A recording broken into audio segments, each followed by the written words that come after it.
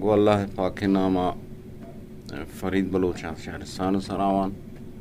امید کنم که الله رب العزت تمام دوستانا صحت سلامت بکن و هیچ گناه سختی و سوره مگندید. بروزی فرید در مورد آموزش تنبوره این وقتی که یک نو دربری رو پی بسکت کم موقع که ای مثلا گو سیما آشنا بود تو دستی روان بود گوڑاره گو آهنگ چون که مثلا ما تشویق کنه که گو آهنگ که برو تایشی که ای پنجا گواش ببود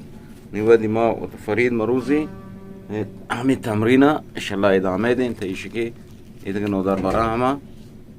توانین از این آموزش استفاده کنید.